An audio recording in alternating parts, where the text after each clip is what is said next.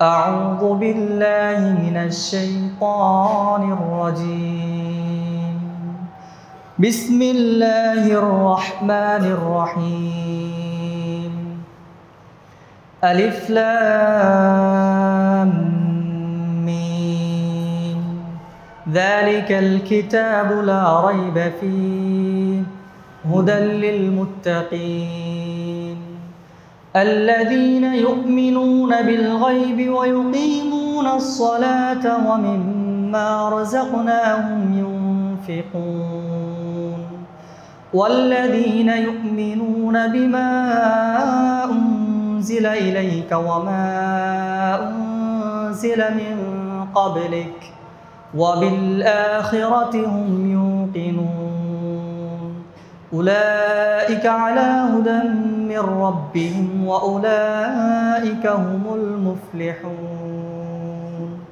الآية عن أبي نجيح على عباد بن سارية رضي الله عنه قال وعظنا رسول الله صلى الله عليه وسلم موعظة وجلت منها القلوب وذرفت منها العيون فقلنا يا رسول الله كأنها موعظة مودع فأوصنا قال أوصيكم بتقوى الله والسمع والطاعة وإن تأمر عليكم عبد فإنه من يعش منكم بعدي فسيرى اختلافا كثيرا فعليكم بسنتي وسنة الخلفاء الراشدين المهديين عضوا عليها بالنواجذ وإياكم ومحدثات الأمور فإن كل بدعة ضلالة رواه أبو داود الترمذي وقال حديث حسن صحيح সমস্ত প্রশংসা সমস্ত তারিফ সমস্ত গুণগান সেই মহান রব্বুল আলামিনের জন্য যিনি আমাদেরকে প্রতি সপ্তাহ নেই আজও জুমার খুতবা শোনা এবং সালাত আদায় করার লক্ষ্যে মসজিদে সমবেত হওয়ার তৌফিক দান করেছেন সকলেই বলি আলহামদুলিল্লাহ। দরুদ ও সালাম বর্ষিত হোক সেই মহামানবের প্রতি যার অক্লান্ত পরিশ্রমের বিনিময়ে আমরা জীবন পরিচালনা করার জন্য আল্লাহ সুবহানাহু ওয়া তাআলার নিকট একমাত্র গ্রহণযোগ্য দিন ইসলামকে পেয়েছি। সকলে বলি আল্লাহুম্মা সাল্লি আলাইহি আল্লাহুম্মা বারিক আলাইহি। প্রিয় উপস্থিতি, আল্লাহ সুবহানাহু ওয়া তাআলা পবিত্র কোরআনে যে সমস্ত বিষয়ে সবচেয়ে বেশি আলোচনা করেছেন, যে বিষয়গুলো বারবার উল্লেখ করেছেন, সেগুলোর মধ্যে অন্যতম একটি বিষয় হচ্ছে তাকওয়া। তাকওয়া এবং মুত্তাকি নিয়ে আল্লাহ সুবহানাহু ওয়া তাআলা পবিত্র কোরআনে এত আলোচনা করেছেন, আপনি যদি কোরআন না পড়েন তাহলে সেটা ধারণা করতে পারবেন না। এমনকি আল্লাহ সুবহানাহু ওয়া তাআলা পবিত্র কোরআন শুরুই করেছেন তাকওয়ার আলোচনা দিয়ে। সূরা বাকারার শুরুতে আল্লাহ সুবহানাহু ওয়া তাআলা বলছেন যালিকাল কিতাবু লা রাইবা ফীহি, ইহা হচ্ছে ওই কিতাব যাতে কোনো সন্দেহ নেই। অর্থাৎ এই কিতাব নাজিলের ব্যাপারে, এই কিতাবের কোনো বিধিবিধানের ব্যাপারে, এই কিতাব সংরক্ষণের ব্যাপারে, সর্বোপরি কোনো কিছুর ব্যাপারে এই কিতাবের ব্যাপারে কোনো সন্দেহ নেই।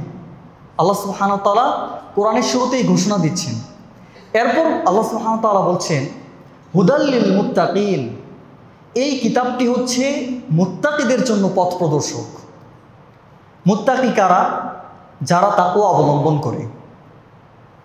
এমনকি আল্লাহ সুবহানাহু ওয়া তাআলা মুত্তাকিদের ব্যাপারে সূরা আল ইমরানের 133 নম্বর আয়াতে বলছেন ওয়াসারিউ ইলা মাগফিরাতিন মির রাব্বিকুম ওয়া জান্নাতিন আরদুহাস সামাওয়াতু ওয়াল আরদ উইদ্দাত লিল মুত্তাকিন। হে মানব জাতি, সারিউ ইলা মাগফিরাতিন মির রাব্বিকুম, তোমরা তোমাদের প্রতিপালকের পক্ষ থেকে যে ক্ষমা রয়েছে সেই ক্ষমার দিকে ধাবিত হও। ওয়া জান্নাতিন, এবং এমন জান্নাতের দিকে ধাবিত হও আরদুহাস সামাওয়াতু ওয়াল আরদ, যে জান্নাতের প্রশস্ততা হচ্ছে আসমান এবং জমিন। এরপর আল্লাহ সুবহানাহু ওয়া তাআলা বলছেন উইদ্দাত লিল মুত্তাকিন, এই জান্নাতকে প্রস্তুত করা হয়েছে মুত্তাকিদের জন্য। এরকম আরও অসংখ্য আলোচনা রয়েছে। আয়াত শুধুমাত্র যদি তাকওয়া সম্পর্কে আয়াতগুলো পড়ি আর অনুবাদ করি তাহলে হয়তো এখন থেকে আসর পর্যন্ত সময় লাগবে, এত আয়াত রয়েছে তাকওয়া সম্পর্কে। প্রিয় উপস্থিতি, তাই আজকে আমার আলোচনার বিষয়ে এই সংক্ষিপ্ত সময় নির্ধারণ করেছি হচ্ছে তাকওয়া। আলোচনাকে আমি কয়েকভাবে বিভক্ত করেছি। প্রথমে আমরা জানব হচ্ছে যে তাকওয়া আমরা কিভাবে, তাকওয়া কি ও কেন, আলোচনার প্রথমে আমরা জানবো তাকওয়া কি, দ্বিতীয়ত জানবো হচ্ছে তাকওয়া আমরা কিভাবে অর্জন করব, তৃতীয়ত জানবো তাকওয়ার স্তর কয়টি, এবং সর্বশেষ জানবো হচ্ছে তাকওয়া অবলম্বন করলে দুনিয়াবী জীবনে এবং আখিরাতের জীবনে আমাদের লাভ কি। প্রিয় উপস্থিতি, তাহলে আসুন প্রথমে জেনে নেওয়া যাক তাকওয়া কি, যাদের ব্যাপার আল্লাহ সুবহানাহু ওয়া তাআলা পবিত্র কোরআনে যে মুত্তাকিদের সম্পর্কে এত এত আলোচনা করেছেন। সাধারণত তাকওয়া বলতে আমরা বুঝি আল্লাহর ভয়, আল্লাহ সুবহানাহু ওয়া তাআলাকে ভয় করে চলা। এটা তাকওয়ার অর্থ ঠিক আছে, তবে তাকওয়ার পরিপূর্ণ অর্থ নয়, বরং এটা আংশিক অর্থ। অনুরূপভাবে তাকওয়া বলতে আমরা বুঝি হচ্ছে পরহেজগারিতা। পরহেজ এই শব্দটি হচ্ছে ফার্সি ভাষার একটি শব্দ। এর অর্থ হচ্ছে বাদ দিয়ে চলা, পরিত্যাগ করা, অর্থাৎ গুনাহ বর্জন করে চলা। তো গুনাহ বর্জন করে চলা এটাও তাকওয়ার অর্থ, তবে তা পরিপূর্ণ অর্থ নয়, তাকওয়ার আংশিক অর্থ। তাকওয়ার পরিপূর্ণ অর্থ তাহলে কি? তাকওয়ার পরিপূর্ণ অর্থটি হচ্ছে বিআই ইয়ালতাজিমাল মুসলিমু আওয়ামিরাল্লাহি তাআলা ওয়া ইয়াজতানিবু মা নাহা আনহু ফায়াকুমুল ওয়াজিবাত ওয়াল মানদুবাত ওয়া ইয়াতরুকুল মুহাররামাত ওয়াল মাকরুহাত। একজন মুমিন আল্লাহ সুবহানাহু ওয়া তাআলাকে ভয় করবে, সে আল্লাহ সুবহানাহু ওয়া তাআলার সামনে দাঁড়াবে এবং দুনিয়াতে প্রকাশ্যে এবং গোপনে সে যেই কাজগুলোই করছে না কেন, এই সব কাজ আল্লাহ সুবহানাহু ওয়া তাআলা প্রত্যক্ষ করছেন, এই বিশ্বাস, এই চিন্তা চেতনা মনের ভিতর রেখে অতঃপর আল্লাহ সুবহানাহু ওয়া তাআলার সমস্ত আদেশকে বাস্তবায়ন করা এবং তিনি যে সমস্ত বিষয়গুলো নিষিদ্ধ করেছেন অর্থাৎ আমাদের জন্য হারাম করেছেন, ওই সমস্ত বিষয় থেকে বেঁচে থাকার নাম হচ্ছে তাকওয়া। প্রিয় উপস্থিতি, ইমাম ইবনুল কাইয়িম আজ-জাওজি রাহিমাহুল্লাহ তাকওয়ার যে সংজ্ঞা দিয়েছেন, তিনি বলছেন আত-তাকওয়া হিয়া মা বাইনাকা ওয়া বাইনাল্লাহ। তাকওয়া হচ্ছে এমন বিষয় যা তোমার মাঝে এবং আল্লাহ সুবহানাহু ওয়া তাআলার মাঝে রয়েছে। এরপর তিনি বলছেন ফামান হাফিজাল্লাহ ফি সিররিহি ওয়া আলানিয়াতিহি, যে ব্যক্তি গোপনে এবং প্রকাশ্যে আল্লাহকে রক্ষা করলো, হাফিজাহুল্লাহু ফিদ দুনিয়া ওয়াল আখিরা, আল্লাহ দুনিয়া ও আখিরাতে তাকে রক্ষা করবেন। এখানে আল্লাহকে রক্ষা করার অর্থ কি? গোপনে ও প্রকাশ্যে আল্লাহ সুবহানাহু ওয়া তাআলাকে রক্ষা করার অর্থ হচ্ছে আল্লাহ সুবহানাহু ওয়া তাআলার আদেশগুলোকে মেনে নেওয়া এবং বাস্তবায়ন করা, সেই অনুযায়ী আমল করা, এবং তিনি যে সমস্ত বিষয়গুলো নিষিদ্ধ করেছেন সেগুলো থেকে বিরত থাকা। এটা হচ্ছে আল্লাহ সুবহানাহু ওয়া তাআলাকে গোপনে ও প্রকাশ্যে রক্ষা করার অর্থ। এমনকি মুসলিম বিশ্বের অষ্টম খলিফা ওমর ইবনে আব্দুল আজিজ রাহিমাহুল্লাহ, যিনি ওমর ইবনে খাত্তাব রাদিয়াল্লাহু আনহুর বংশধর ছিলেন, তিনি তাকওয়ার ব্যাপারে বলছেন আত-তাকওয়া হিয়াল আমালু বিতাআতিল্লাহি আলা নূরিন মিনাল্লাহ রাজা'a সাওয়াবিল্লাহ। অর্থাৎ তাকওয়া হচ্ছে আল্লাহ সুবহানাহু ওয়া তাআলার ইবাদত করা, আমল করা আনুগত্য সহকারে, এবং আল্লাহ তাআলার পক্ষ থেকে যে নূর আসে সেই নূরের উপর অটল থেকে আল্লাহ সুবহানাহু ওয়া তাআলার আনুগত্যের সাথে আল্লাহ সুবহানাহু ওয়া তাআলার আমল করা, আল্লাহ সুবহানাহু ওয়া তাআলার ইবাদত করা, এটা হচ্ছে তাকওয়া। এবং এই ইবাদত করার একমাত্র উদ্দেশ্য থাকতে হবে আল্লাহ সুবহানাহু ওয়া তাআলার কাছে সওয়াব লাভ করা, প্রতিদান পাওয়া। অতঃপর তিনি বলছেন তাকওয়া হচ্ছে ওয়া তারকু মাসিয়াতিল্লাহি আলা নূরিন মিনাল্লাহ মাখাফাতা আযাবিল্লাহ। অর্থাৎ আল্লাহ তাআলার আযাবের ভয়ে আল্লাহ সুবহানাহু ওয়া তাআলার পক্ষ থেকে আসা নূরের উপর অটল থেকে আল্লাহ তাআলা যে সমস্ত বিষয়গুলো নিষিদ্ধ করেছেন সেগুলো পরিত্যাগ করা এবং পাপকে বর্জন করে চলা, এটা হচ্ছে তাকওয়া। প্রিয় উপস্থিতি, আমি যদি একটি উদাহরণ দিই তাকওয়া বোঝানোর ক্ষেত্রে, তাহলে আপনাদের ক্ষেত্রে বুঝতে আরও সহজ হবে আশা করি। ধরেন আমার এখান থেকে নিয়ে মসজিদের গেট এই পর্যন্ত এতটুকু জায়গা আপনাকে পাড়ি দিতে হবে, এখান থেকে ওই পর্যন্ত অতিক্রম করতে হবে।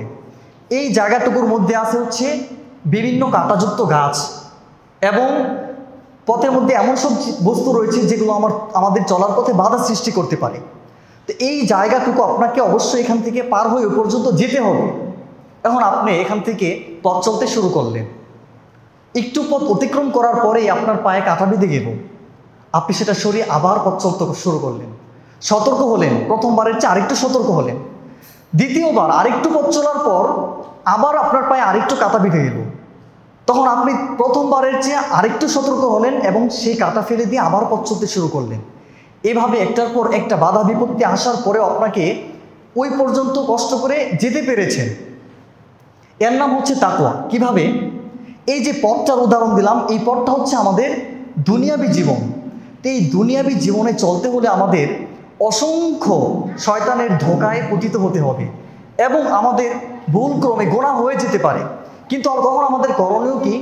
তাৎক্ষণিকভাবে সেই গোনা থেকে ফিরে এসে আল্লাহ সুবহানাহু ওয়া তাআলার নিকট তাওবা করে আমাদেরকে এই জীবন পাড়ি দিয়ে আখিরাতের জীবনে যেতে হবে।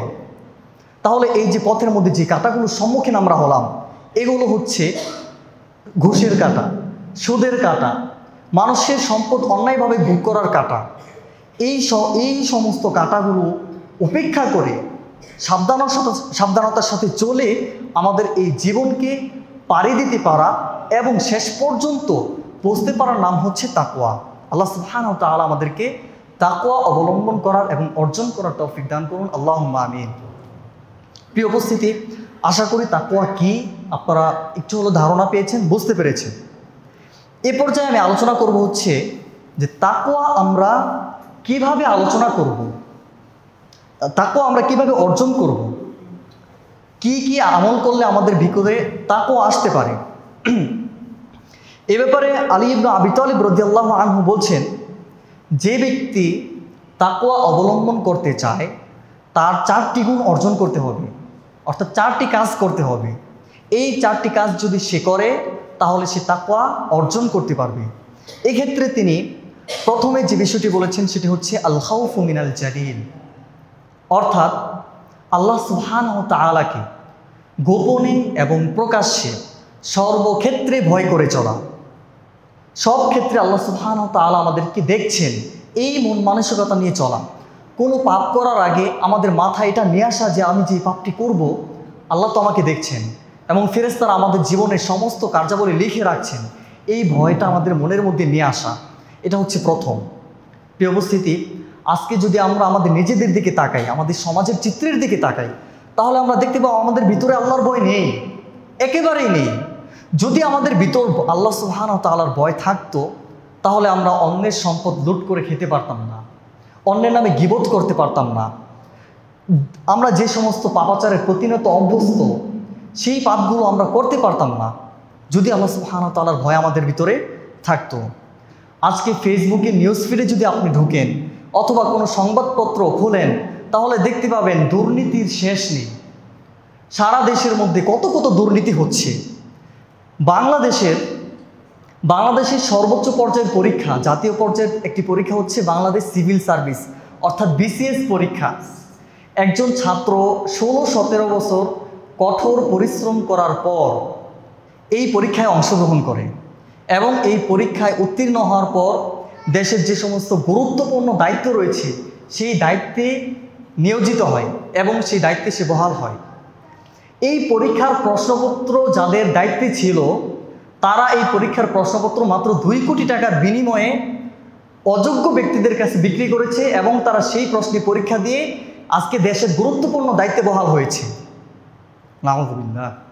এত বড় আমানতের খেয়ানত কোনো মানুষের ভিতর যদি ওই ব্যক্তির অন্তরে যদি আল্লাহ সুবহানাহু ওয়া তাআলার ভয় থাকতো তাহলে অন্তত রাষ্ট্রীয় কাজে এত বড় আমানতের খেয়ানত করতো না। আল্লাহ সুবহানাহু ওয়া তাআলা আমাদেরকে এই সমস্ত খেয়ানত থেকে রক্ষা করুন। এর মাধ্যমে শুধুমাত্র সে নিজে ক্ষতিগ্রস্ত হয়নি, পুরো জাতি ক্ষতিগ্রস্ত হয়েছে, পুরো দেশকে সে ক্ষতিগ্রস্ত করেছে। শুধু তাই নয়, বর্তমানে চলছে হচ্ছে HSC পরীক্ষা, উচ্চ মাধ্যমিক ও সমমানের পরীক্ষা। আপনারা নিউজে দেখতে পাবেন, এগুলো প্রকাশিত হচ্ছে ইদানিং। এই পরীক্ষার মধ্যে একজন কলেজের অধ্যক্ষ, সে নিজে পুরো কেন্দ্রের দায়িত্বে আছেন, উনি নিজে তার শিক্ষকদেরকে দিয়ে পরীক্ষা চলাকালীন সময়ে প্রশ্নপত্র আউট করে সেই প্রশ্নপত্রের উত্তর ওনার শিক্ষকদেরকে দিয়ে উত্তর প্রস্তুত করছেন এবং নিজেই পরীক্ষার হলগুলোতে সাপ্লাই দিচ্ছেন। এই খেয়ানতগুলো তারা করছে। ওই ব্যক্তির অন্তরে যদি আল্লাহ সুবহানাহু ওয়া তাআলার ভয় থাকতো তাহলে এগুলো করতে পারতো না। এই জন্য আল্লাহ সুবহানাহু ওয়া তাআলাকে গোপনে এবং প্রকাশ্যে সর্বক্ষেত্রে আমাদের ভয় করে চলা উচিত। প্রিয় উপস্থিতি, রাসূল সাল্লাল্লাহু আলাইহি ওয়াসাল্লামের একটি হাদিস রয়েছে, যে হাদিসটি বুঝতে পারলে আমরা এই কাজগুলো আমাদের দ্বারা হতো না। তিনি বলছেন, ওমর ইবনুল খাত্তাব রাদিয়াল্লাহু আনহু বলছেন যে সামিআতু রাসূলুল্লাহ সাল্লাল্লাহু আলাইহি ওয়াসাল্লাম ইয়াকুলু আমি রাসূল সাল্লাল্লাহু আলাইহি ওয়াসাল্লামকে বলতে শুনেছি, কুল্লুকুম রাইন ওয়া কুল্লুকুম মাসউলুন আন রাইয়াতিহি, তোমাদের প্রত্যেকেই দায়িত্বশীল এবং তোমাদের প্রত্যেককে দায়িত্ব সম্পর্কে জিজ্ঞাসা করা হবে। তোমাদের প্রত্যেকে কিয়ামতের দিন নিজ নিজ দায়িত্ব সম্পর্কে জিজ্ঞাসিত হবে। এরপর রাসূল সাল্লাল্লাহু আলাইহি ওয়াসাল্লাম এই কথার ব্যাখ্যা করে দিচ্ছেন যে আল ইমামু রাইন ওয়া মাসউলুন আন রাইয়াতিহি, একজন ইমাম, একজন নেতা, তিনি দায়িত্বশীল, তার দায়িত্ব সম্পর্কে সে জিজ্ঞাসিত হবে। এখানে ইমাম বলতে শুধু মসজিদের ইমামকে বোঝানো হয়নি, একজন সমাজের নেতা, সেও সমাজের দায়িত্বশীল। একজন দেশের সরকার, তিনি দেশের দায়িত্বশীল। একজন জেলা প্রশাসক, যিনি জেলার দায়িত্বে রয়েছেন, তিনিও দায়িত্বশীল। এমনকি সর্বোপরি আমরা প্রত্যেকেই দায়িত্বশীল, আমাদের দায়িত্ব সম্পর্কে প্রত্যেককে জিজ্ঞাসিত হতে হবে। তারপর রাসূল সাল্লাল্লাহু আলাইহি ওয়াসাল্লাম বলছেন, ওয়ার রাজুলু রাইন ফি আহলিহি ওয়া মাসউলুন আন রাইয়াতিহি, একজন পুরুষ তার পরিবারে দায়িত্বশীল, তার দায়িত্ব সম্পর্কে তাকে জিজ্ঞাসিত করা হবে। ওয়াল মারআতু রাইয়াতুন ফি বাইতি যাওজিহা ওয়া মাসউলুন আন রাইয়াতিহা, একজন নারী তার পরিবারে, তার ঘরের মধ্যে দায়িত্বশীল, তার এই দায়িত্ব সম্পর্কে তাকে কিয়ামতের দিন প্রশ্ন করা হবে। তারপর বলছেন রাসূল সাল্লাল্লাহু আলাইহি ওয়াসাল্লাম, ওয়াল খাদিমু রাইন ফি মালি সাইয়্যিদিহি ওয়া মাসউলুন আন রাইয়াতিহি, একজন দাস, কৃতদাস, তার মালিকের সম্পদের ব্যাপারে সে দায়িত্বশীল। কিয়ামতের দিন সে দাসকেও তার মালিকের সম্পদ সে কতটুকু রক্ষা করেছে এই ব্যাপারে জিজ্ঞাসিত করা হবে। হাদিসটি বর্ণনা করেছেন ইমাম বুখারী এবং মুসলিম। প্রিয় উপস্থিতি, এই হাদিস থেকে আমাদের অনুধাবন করা উচিত আমরা আমাদের নিজেদের দায়িত্বটুকু কতটুকু পালন করছি এবং কতটুকু আমানতের সহিত আমরা এই দুনিয়াবী জীবন পার করতে পারছি। আল্লাহ সুবহানাহু ওয়া তাআলা আমাদেরকে তৌফিক দান করুন, আমিন। প্রিয় উপস্থিতি, তাকওয়া অবলম্বনের জন্য দ্বিতীয় যে কাজটি আমাদেরকে করতে হবে সেটি হচ্ছে আল আমালু বিত্তানজিল, অর্থাৎ কিতাব ও সুন্নাহ অনুযায়ী, পবিত্র কোরআন ও সহিহ সুন্নাহ অনুযায়ী আমাদের আমল করতে হবে। আল্লাহ সুবহানাহু ওয়া তাআলা পবিত্র কোরআনের শুরু থেকে নিয়ে 20 আয়াত পর্যন্ত, সূরা ফাতিহাতে তো আল্লাহ সুবহানাহু ওয়া তাআলা কোনো নির্দেশ প্রদান করেননি, সূরা বাকারাতে 1 থেকে নিয়ে 20 আয়াত পর্যন্ত মানবজাতির উদ্দেশ্যে কোনো আদেশ করেননি। 21 নম্বর আয়াতে আল্লাহ সুবহানাহু ওয়া তাআলা বলছেন, আউযু বিল্লাহি মিনাশ শাইতানির রাজীম, ইয়া আইয়ুহান নাসু উ'বুদু রাব্বাকুমুল্লাযী খালাকাকুম ওয়াল্লাযীনা মিন ক্বাবলিকুম লাআল্লাকুম তাত্তাকুন। ইয়া আইয়ুহান নাসু উ'বুদু রাব্বাকুম, হে মানব জাতি, তোমরা তোমাদের প্রতিপালকের ইবাদত করো। আল্লাযী খালাকাকুম, যিনি তোমাদেরকে সৃষ্টি করেছেন। ওয়াল্লাযীনা মিন ক্বাবলিকুম, এবং যারা তোমাদের পূর্বে বিগত হয়ে গেছে তাদেরকেও সৃষ্টি করেছেন। লাআল্লাকুম তাত্তাকুন, যাতে করে তোমরা মুত্তাকি হতে পারো, তাকওয়া অবলম্বন করতে পারো। এই আয়াতে আল্লাহ সুবহানাহু ওয়া তাআলা তাকওয়া অবলম্বনের জন্য আমাদেরকে আল্লাহ সুবহানাহু ওয়া তাআলা ইবাদত করার নির্দেশ দিয়েছেন। সুতরাং ফরজ ইবাদতের পাশাপাশি আমাদেরকে যে সমস্ত মানদুবাত সুন্নত আমল রয়েছে সেই সমস্ত আমলের প্রতি আমাদেরকে গুরুত্ব দিতে হবে। তৃতীয়ত হচ্ছে তাকওয়া অবলম্বনের জন্য আল কানাআতু বিল কলিল, অর্থাৎ অল্পে তুষ্ট থাকা। এই কাজটা আমরা অনেকেই পারি না এবং কি কঠিনও বটে। প্রিয় উপস্থিতি, আমরা যথেষ্ট ভালো রয়েছি। আপনি যদি সমাজের নিম্ন শ্রেণীর মানুষদেরকে লক্ষ্য করেন, আপনার নিজের দিকেই লক্ষ্য করেন যে আপনি কোন স্থানে রয়েছেন, আর সমাজে এমন এক শ্রেণীর মানুষ দেখতে পারবেন যারা আপনার চেয়ে অনেক খারাপ অবস্থায় রয়েছে। এই দিকে লক্ষ্য করলে আপনি এই জিনিসটা বুঝতে পারবেন যে আমরা আল্লাহ সুবহানাহু ওয়া তাআলা আমাদেরকে কতটুকু ভালো রেখেছেন, অথচ আল্লাহ সুবহানাহু ওয়া তাআলার প্রতি আমাদের কোনো শুকরিয়া নেই। তো 3 নম্বর যে বিষয়টি সেটি হচ্ছে অল্পে তুষ্ট হওয়া। অল্পে তুষ্ট হওয়া অনেক বড় গুণ এবং এমন গুণ যেটা সবাই আর কি অর্জন করতে পারে না। তো এই জন্য আমাদেরকে এ ব্যাপারে সচেষ্ট হতে হবে। আল্লাহ সুবহানাহু ওয়া তাআলা আমাদেরকে অল্পে তুষ্ট হওয়ার তৌফিক দান করুন। রাসূল সাল্লাল্লাহু আলাইহি ওয়াসাল্লাম বলছেন, মান কদ আফলাহা মান আসলামা ওয়া রুজিকা কাফাফান, ওই ব্যক্তি সফল হয়েছে। মান আসলামা, যে ব্যক্তি ইসলাম গ্রহণ করেছে, ওয়া রুজিকা কাফাফান, এবং যাকে পরিমাণ মতো রিজিক দেওয়া হয়েছে, ওয়া কান্নাআহু আল্লাহু বিমা আতাহু, এবং আল্লাহ তাআলা তাকে যে সম্পদ দিয়েছেন ওই সম্পদের প্রতি তাকে অল্পে তুষ্ট থাকার তৌফিক দান করেছেন, ওই ব্যক্তি সফল হয়ে গিয়েছে। রাসূল সাল্লাল্লাহু আলাইহি ওয়াসাল্লাম বলছেন, আল্লাহ তাআলা আমাদের প্রত্যেককে অল্পে তুষ্ট থাকার তৌফিক দান করুন। প্রিয় উপস্থিতি, তাকওয়া অর্জন করার জন্য চতুর্থ নম্বর যে কাজটি আমাদেরকে করতে হবে সেটি হচ্ছে আল ইস্তিআদাদু লিয়াউমিল মিআদ, অর্থাৎ কিয়ামত দিবসের জন্য প্রস্তুতি গ্রহণ করা। মৃত্যুর পর হাসরের ময়দানে আমাদেরকে আল্লাহ সুবহানাহু ওয়া তাআলার কাছে প্রশ্নের জবাব দেওয়ার জন্য দাঁড়াতে হবে, সেই জন্য প্রস্তুতি গ্রহণ করা। প্রত্যেককে আমাদের মৃত্যুবরণ করতে হবে। আল্লাহ সুবহানাহু ওয়া তাআলা বলছেন সূরা আল ইমরানের 185 নম্বর আয়াতে, কুল্লু নাফসিন যায়িকাতুল মাউত, প্রতিটি নফস মৃত্যুর স্বাদ গ্রহণ করবে। ওয়া ইন্নামা তুওয়াফাউনা উজুরাকুম ইয়াউমাল কিয়ামাহ, তোমাদের প্রত্যেককে কিয়ামতের দিন তার প্রতিদান পরিপূর্ণরূপে বুঝিয়ে দেওয়া হবে। ফামান যুহজিহা আনিন নারি ওয়া উদখিলাল জান্নাহ ফাকাদ ফাজ, যে ব্যক্তিকে জাহান্নাম থেকে দূরে রেখে জান্নাতে প্রবেশ করানো হলো ওই ব্যক্তি সফল। এটাই হচ্ছে চূড়ান্ত সফলতা।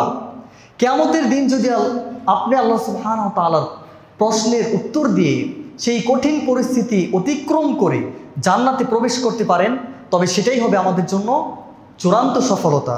আল্লাহ সুবহানাহু ওয়া তাআলা আমাদেরকে তৌফিক দান করুন।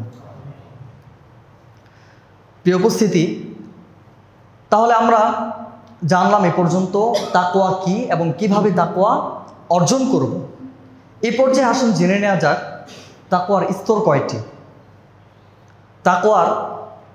তাকওয়ার লেভেল রয়েছে। একজন ব্যক্তি যিনি শুধুমাত্র শরীয়তে যে সমস্ত বিষয় ওয়াজিব সেগুলো পালন করেন, 5 ওয়াক্ত সালাত আদায় করেন এবং শরীয়তের ওয়াজিব বিষয়গুলো মেনে চলেন, এবং আরেকজন ব্যক্তি যিনি ওয়াজিব এবং শরীয়তের আবশ্যকীয় বিষয়গুলো পালন করার পরেও সুন্নতের প্রতি মনোযোগী, তিনি মানদুবাত মুস্তাহাব এই সমস্ত বিষয়গুলো তিনি আমল করেন। তাহলে উভয়ের মাঝে তাকওয়ার পার্থক্য রয়েছে। সেটাই আমরা জানব যে ইবনুল কাইয়িম রাহিমাহুল্লাহ তিনি তাকওয়াকে 3 ভাগে বিভক্ত করেছেন, যে তাকওয়ার 3টি স্তর। তাকওয়ার প্রথম স্তরটি হচ্ছে, তিনি বলছেন তাকওয়া শিরক ওয়াল মাআসি, অর্থাৎ শিরিক এবং কবিরা গুনাহ, যে সমস্ত বড় বড় গুনাহগুলো রয়েছে এই সমস্ত গুনাহগুলো থেকে বেঁচে থাকা হচ্ছে তাকওয়ার প্রাথমিক স্তর। যে ব্যক্তি শিরিক থেকে বেঁচে থাকলো এবং বড় বড় কবিরা গুনাহ করলো না, তার ভিতর তাকওয়ার প্রাথমিক স্তরটি রয়েছে, সে তাকওয়ার প্রথম লেভেলে রয়েছে। দ্বিতীয়ত তিনি বলছেন যে তাকওয়াল মাকরুহাত, অর্থাৎ যে ব্যক্তি মাকরুহ বিষয়গুলোকে এড়িয়ে চললো, সেগুলোকে বর্জন করে চললো। শিরিক এবং কবিরা গুনাহ তো এড়িয়ে চলবে, এগুলো করবে না, পাশাপাশি মাকরুহ যে সমস্ত বিষয়গুলো রয়েছে সেগুলো পরিত্যাগ করে চললো, তিনি তাকওয়ার দ্বিতীয় লেভেল অর্থাৎ দ্বিতীয় স্তরে রয়েছেন। মাকরুহ কি? মাকরুহ হচ্ছে শরীয়তের এমন নিষিদ্ধ বিষয় যে ব্যাপারে শরীয়ত নিষেধ করেছে, তবে সেটা করলে কোনো পাপ হবে না, না করলে আল্লাহ সুবহানাহু ওয়া তাআলা সওয়াব দিবেন। যেমন এর উদাহরণস্বরূপ একটি বলা যায় যে বাম হাতে কোনো কিছু গ্রহণ করা। কেউ আপনাকে একটি বই দিলে আপনি বাম হাতে গ্রহণ করলেন, বাম হাতে গ্রহণ করার ব্যাপারে শরীয়ত নিষেধ করেছে, তবে যদি আপনি গ্রহণ করেন তাহলে গুনাহ হবে না, কিন্তু এটা না করার কারণে আল্লাহ সুবহানাহু ওয়া তাআলা আপনাকে সওয়াব দিবেন। এগুলো হচ্ছে মাকরুহ বিষয়। তৃতীয়ত ইবনুল কাইয়িম আজ-জাওজি রাহিমাহুল্লাহ তিনি বলছেন যে তাকওয়ার সর্বোচ্চ পর্যায়ে যেটা হচ্ছে সেটা হলো যে তাকওয়া শুবহাত ওয়াল মুশতাবিহাত, অর্থাৎ সন্দেহযুক্ত বিষয়গুলোকে পরিত্যাগ করে চলা। হালাল এবং হারাম তো স্পষ্ট, কিন্তু এই দুটার মাঝে সন্দেহযুক্ত কিছু বিষয় রয়েছে, যেমন এটা করলে পাপ হবে কি হবে না, অথবা হওয়ার সম্ভাবনা থাকতে পারে। এমন সব বিষয় থেকে সতর্ক থাকা হচ্ছে তাকওয়ার তৃতীয় স্তর। এ ব্যাপারে একটি হাদিস রাসূল সাল্লাল্লাহু আলাইহি ওয়াসাল্লাম বলছেন যে ইন্নাল হালালা বাইয়িনুন ওয়া ইন্নাল হারামা বাইয়িনুন, নিশ্চয়ই হালাল বিষয় এবং হারাম বিষয় স্পষ্ট। ওয়া বাইনাহুমা উমুরুন মুশতাবিহাতুন লা ইয়ালামুহুন্না কাসীরুম মিনান নাস, এই হালাল এবং হারামের মধ্যে এমন কিছু বিষয় আছে যেগুলো সন্দেহযুক্ত। ফামানিত্তাকা শুবহাত ফাকাদ ইস্তাবরা লিদীনিহি ওয়া ইরদিহি, যে ব্যক্তি এই হালাল হারাম বিষয় থেকে বেঁচে থাকার পরেও এই সন্দেহযুক্ত বিষয়গুলো থেকেও বেঁচে থাকবে, সে ব্যক্তি তার দিনের স্বার্থে, তার নিজের মর্যাদা রক্ষা করার স্বার্থে এই বিষয়গুলো থেকে মুক্ত থাকলো। ওয়ামান ওয়াকাআ ফিশ শুবহাত, আর যে ব্যক্তি এই সন্দেহযুক্ত বিষয়গুলোর মধ্যে পড়ে গেল সে ব্যক্তি হারামে পতিত হয়ে গেল। ওয়াকাআ ফিল হারাম, সে ব্যক্তি হারামে পতিত হয়ে গেল। এই হলো তাকওয়ার 3টি স্তর। তাহলে প্রথম স্তর হচ্ছে শিরিক এবং বড় বড় কবিরা গুনাহ যেগুলো আছে সেগুলোকে পরিত্যাগ করে চলা, এটা হচ্ছে প্রাথমিক স্তর। দ্বিতীয় স্তর হচ্ছে যে মুহাররামাত, যে সমস্ত বিষয় শরীয়ত নিষেধ করেছে কিন্তু আবশ্যকীয়ভাবে না, সেগুলো করলে কোনো পাপ হবে না, ওই সমস্ত বিষয়গুলোকে এড়িয়ে চলা, এটা হচ্ছে তাকওয়ার দ্বিতীয় স্তর। এবং তৃতীয় স্তর হচ্ছে সর্বোচ্চ সতর্কতা অবলম্বন করার জন্য যেগুলো সন্দেহযুক্ত বিষয়, ওই সমস্ত বিষয়গুলো পরিত্যাগ করে চলা। প্রিয় উপস্থিতি, এ পর্যায়ে আমরা জানবো হচ্ছে তাকওয়া অর্জন করলে, তাকওয়া অবলম্বন করে চললে দুনিয়া এবং আখেরাতে আমাদের কী লাভ, আমাদের কী উপকারিতা। পবিত্র কোরআন থেকে আমি 7টি আয়াত নোট করেছি এবং 7টি ফায়দা তাকওয়ার নোট করেছি, এগুলো আপনাদের সামনে উপস্থাপন করছি।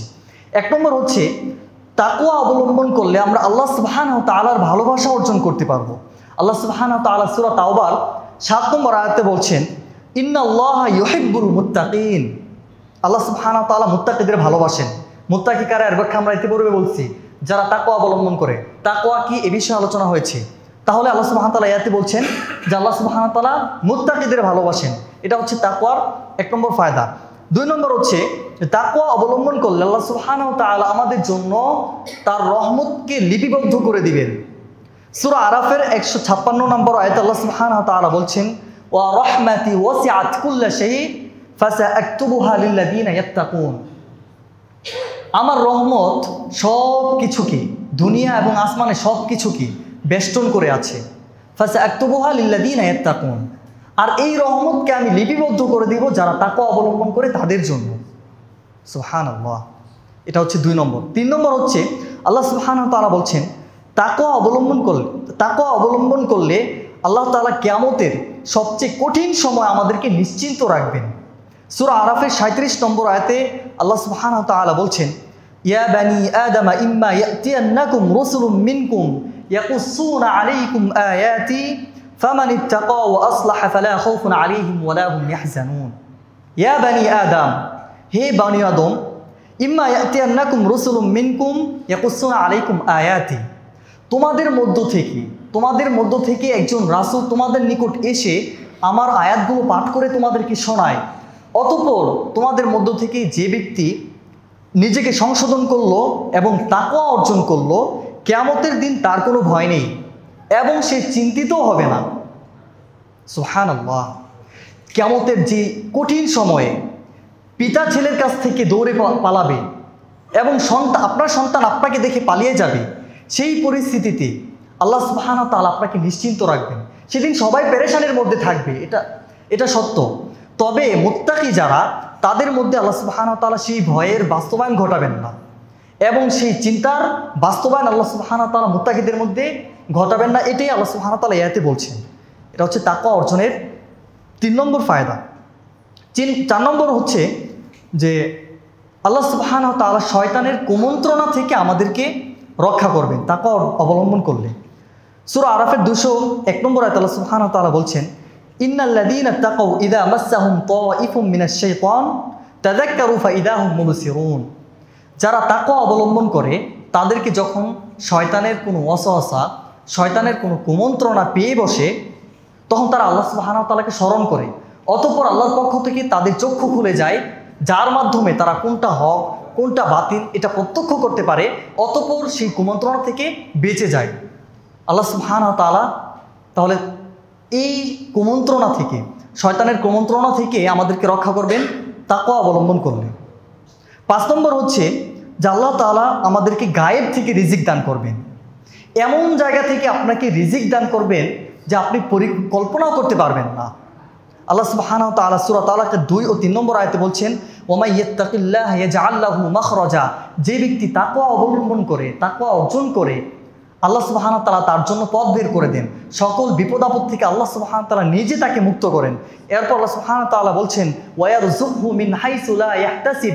তিনি তাকে এমন জায়গা থেকে রিজিক দান করেন যা সে কল্পনাও করতে পারে না। সুবহানাল্লাহ। এটা বিশ্বাস রাখতে হবে আমাদেরকে।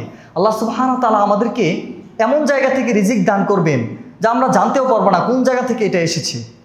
ওয়া মান ইয়াতাওয়াক্কাল আলাল্লাহি ফাহুয়া হাসবুহ। যে ব্যক্তি আল্লাহ সুবহানাহু ওয়া তাআলার উপর ভরসা করবে তিনি তার জন্যই যথেষ্ট।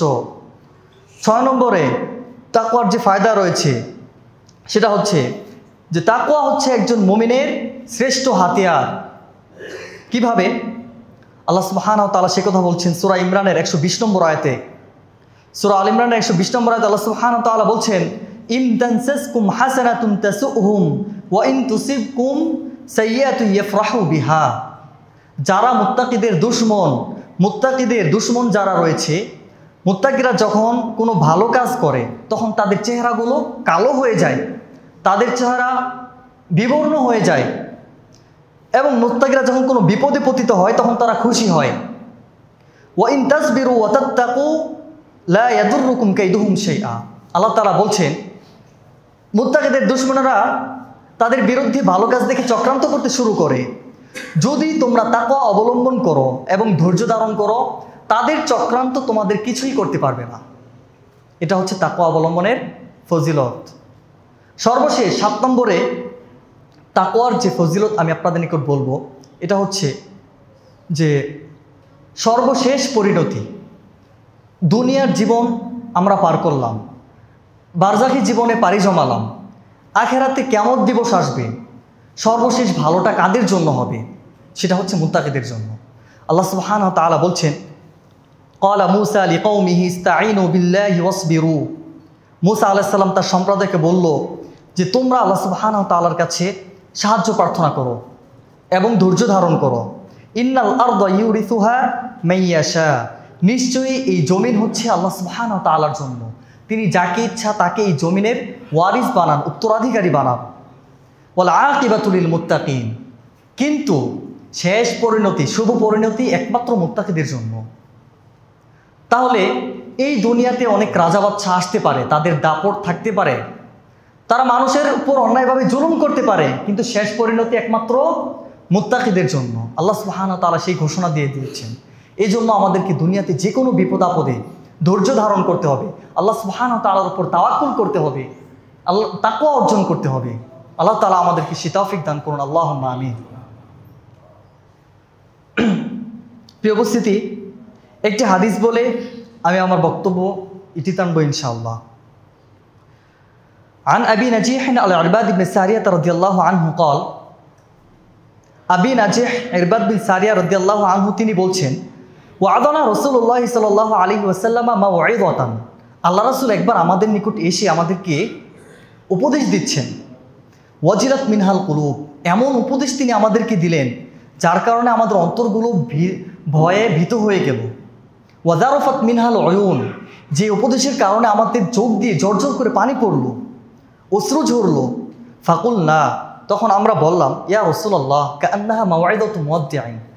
হে আল্লাহ রাসূল, আপনি যে উপদেশ আমাদেরকে দিচ্ছেন এটা শুনে মনে হচ্ছে এটাই আপনার সর্বশেষ উপদেশ। ফাউসিনা। সুতরাং আপনি আমাদেরকে আরও উপদেশ দিন। তখন রাসূল সাল্লাল্লাহু আলাইহি ওয়াসাল্লাম বলছেন, উসিকুম বিতাকওয়াল্লাহ। আমি তোমাদেরকে উপদেশ দিচ্ছি তোমরা তাকওয়া অবলম্বন করো, আল্লাহ সুবহানাহু ওয়া তাআলাকে ভয় করো। ওয়াসসামঈ ওয়াত তাআ। এবং তোমরা শোনো ও মান্য করো, অর্থাৎ আমিরের কথা শোনো এবং মেনে চলো। ওয়া ইন তাআম্মারু আলাইকুম আবদুন। যদিও তোমাদের উপর কোনো দাসকে আমির নিযুক্ত করা হয়, কোনো দাস যদি তোমাদেরকে কিতাব ও সুন্নাহর প্রতি পরিচালিত করে, তাহলে তোমরা তার কথা শোনো ও মান্য করো। এটা রাসূল সাল্লাল্লাহু আলাইহি ওয়াসাল্লাম বলছেন। এরপরে তিনি বলছেন, ফাইন্নাহু মাইয়াইশ মিনকুম বাদি ফাসায়ারা ইখতিলাফান কাসীরান। কারণ আমার পরে তোমাদের মধ্য থেকে যে ব্যক্তি বেঁচে থাকবে সে দুনিয়াতে অনেক ইখতিলাফ দেখতে পাবে, অনেক মতানৈক্য দেখতে পাবে। ওই সময় ফালাইকুম বিসুন্নতি, তোমরা আমার সুন্নতকে আঁকড়ে ধরো। ওয়া সুন্নাতিল খুলাফাইর রাশিদিন আল মাহদিয়িন। এবং এই খুলাফায়ে রাশিদাদের সুন্নতকে তোমরা আঁকড়ে ধরবে। আদু আলাইহা বিন নাওয়াজিদি। শক্তভাবে মারির দাঁত দিয়ে তোমরা সেগুলোকে চিবিয়ে ধরবে, কারণ এগুলোই হচ্ছে মুক্তির পথ ওই সময়। ওয়া ইয়াকুম মুহদাসাতিল উমুর। এবং বিদআত থেকে তোমরা দূরে থাকবে। ফাইন্না কুল্লা বিদআতিন দালালা। কারণ প্রত্যেক বিদআতই হচ্ছে ভ্রষ্টতা। ইমাম আবু দাউদ এবং তিরমিজি হাদিসটি বর্ণনা করেছেন। হাদিসটি বর্ণনা করার পর ইমাম তিরমিজি হাদিসের হুকুম দিয়েছেন হাসান সহিহ। তাই আমাদেরকে এই ফিতনার সময়ে একমাত্র আল্লাহ তার রাসূলের দিকে ফিরে যেতে হবে এবং সর্বক্ষেত্রে আল্লাহ সুবহানাহু ওয়া তাআলাকে ভয় করে চলতে হবে, তাকওয়া অর্জন করতে হবে। আল্লাহ সুবহানাহু ওয়া তাআলা আমাদেরকে সে তৌফিক দান করুন।